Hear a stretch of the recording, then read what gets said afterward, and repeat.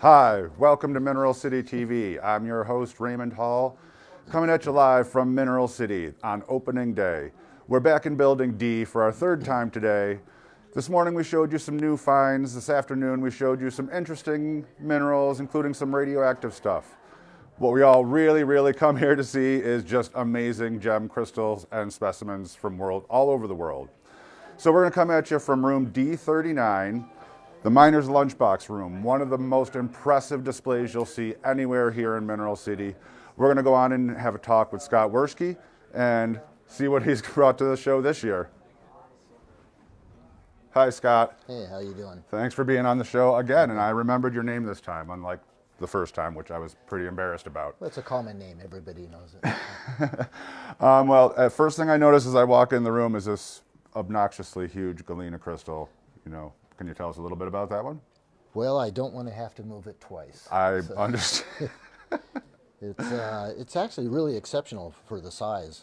It is the sharpness of the edges, and it's big, but galena is so heavy and it's so hard to get in such quality with a piece that size because it's pushing 100 pounds. It is 100. I was going to say ask how much it weighed. Yeah. That's quite impressive. All right, well, let's take a look at a few other things you got here. Everything is beautiful. Everything I see here. Just wow. I see you've got some barites over here, a whole shelf of barites. Yeah, Nevada, which is where I'm from, is famous for barites. And this mine, the Meikle mine, has produced some of the finest barites in the world. These are all older pieces. Most of them came out around 1996, maybe up to the year 2000.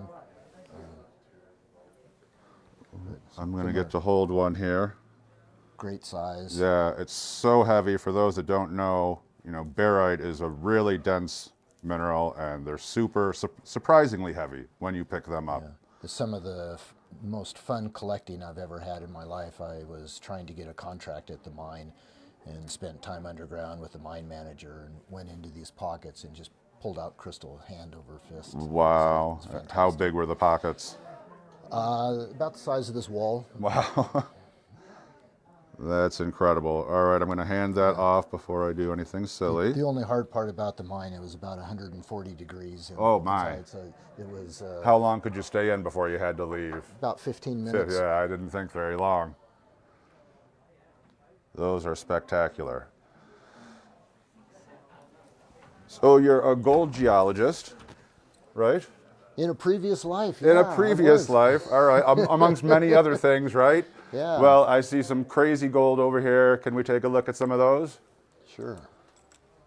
I'm going to step over here so Merrick can get in here and show everyone some of these beautiful specimens.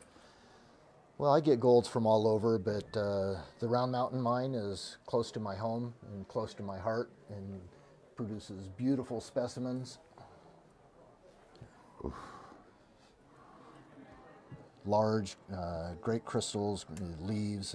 It's famous for twinning with nice cubic crystals growing off of the leaves. And those of you that watch my live shows know that I have giant hands and understand that this is an enormous piece of gold I'm holding right now. Just amazing. See the sweeping growth there. That's gorgeous.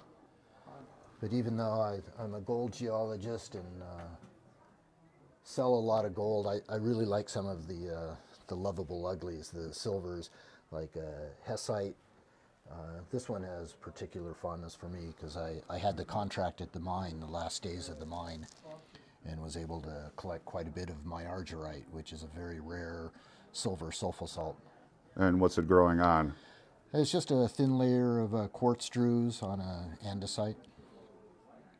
I love the contrast, and it presents really nicely. And those are exceptionally good crystals for the species. I can't honestly say I'm familiar with the species, so you're going to have to believe him on this one, guys. Everybody's familiar with the parargyrites and the stephanites and the acanthites, but this is really special. Great. Well, as I mentioned in a previous show earlier today, one of my biggest loves is tourmaline, and I can't help but notice One of the most impressive tourmalines displays I've seen so far since we've been here. I would love for you to show everyone at home. Which one would you like to see? Oh, I'm going to let you pick because they're your rocks, but anyone would be fine. Well, the scariest one, but the one I was hoping he was going to pull out anyway, because wow. And this is Pedonera? no, this is Cruzeiro. Oh, Cruzeiro, okay. In lepidolite? Repaired?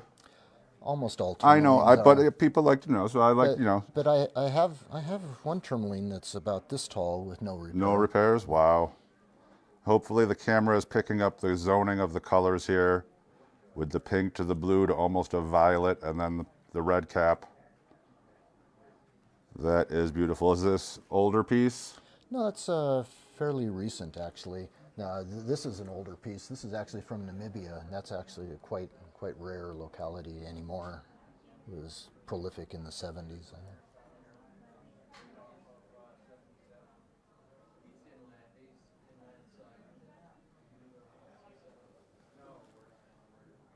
I sure hope these colors are coming through on the camera. This is actually quite unusual. It's obviously not a tourmaline, but there is tourmaline in it with aquamarine, albite, fluorapatite, and rhodochrosite, which wow. is really strange. Really uncommon. For a pegmatite to produce rhodochrosite. There's one back east in Maine, I believe. And where's that one from? That's Pakistan. Wow. Yeah, I've definitely never seen that combo for sure. One more quick strange thing. Absolutely. This is a great thing. It's a pair, but they actually Oh, wow. fit together, and they came apart in the pocket and then re-healed. So that it's all crystallized, but it used to be a single crystal like that. Wow. And then Muscovite books. I'm a little bit speechless to that one. That was fantastic. And I assume only being sold as a set. I would certainly prefer to do it. I bet. I would almost have to insist, I would think. Well, is there anything else special you'd like to show us here before we let you get back to all your customers on opening day here? Well, maybe if I can lock this, I can. Yeah, this is an older specimen. Well, Excuse us, can we get into this case for just 1 second? just It is busy here on opening day, as you can see, people everywhere.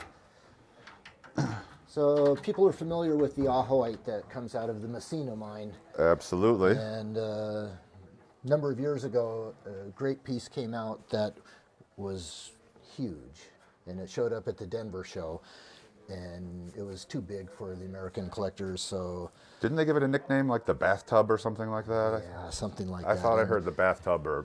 And then they, so we cut it up and we turned it into smaller pieces, This is... which is still a great large one. But This is, is this one of the larger pieces that came out of the... yeah, it's one of the three top pieces. There are hundreds and hundreds of points in here, almost all of them included. That bright, vivid color that everyone loves so much.